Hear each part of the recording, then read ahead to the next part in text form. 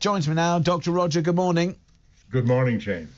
So, apparently you want to talk to us about some big debt.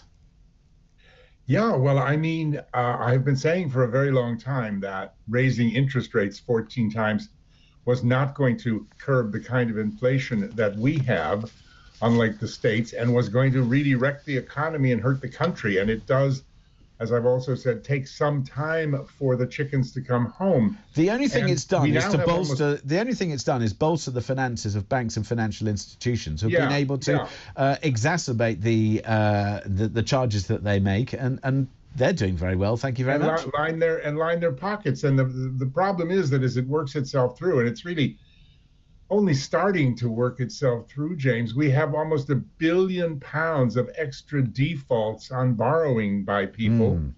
We have 7 million people falling behind in their household bills.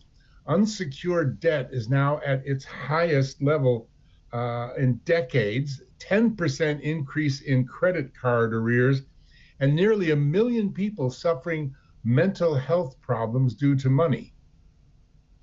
When you put all of those facts and figures together, it is very clear that the failures, if you like, in leadership have led to economic problems which are now leading to financial consequences. When it comes to what the Chancellor should be doing, I've advocated lower taxation, simpling taxation, making sure that overseas investment is encouraged, not politicking with the economy.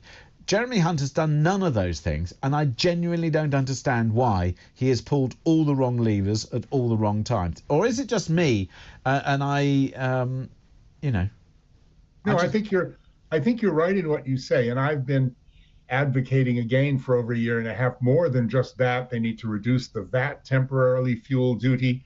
But the main thing is taxation and interest rates. And not only has Hunt not acted, but it's even galling to have him look at us. Every time I see him, he creeps me out. I keep thinking Bates Motel. Have him tell us how well we're doing, how he's lowered taxes when every think tank in the land says, no, the net effect is he's actually just raised them again. Oh, he's moved the deck chairs around the. Yeah, he's just moved the deck chairs around the deck of the Titanic and annoyed us all. You've got spineless Sunak behind him backing all of this up. No, it's really quite irritating. Meanwhile, just very quickly, apparently you've got to do some passport checking. Yeah, well, this is a real shocker. Well, it's not a shocker, really. It's a gift from our brethren across the water in the EU who really appreciated Brexit, and they've come up with this new regulation. So, James, I know you love your European holidays, and you and everyone else beware. There's this new rule that if you have a valid British passport, but it was issued more than 10 years ago, for reasons I won't go into, not necessary, complicated, they were issuing passports that were valid for 10 years and 9 months.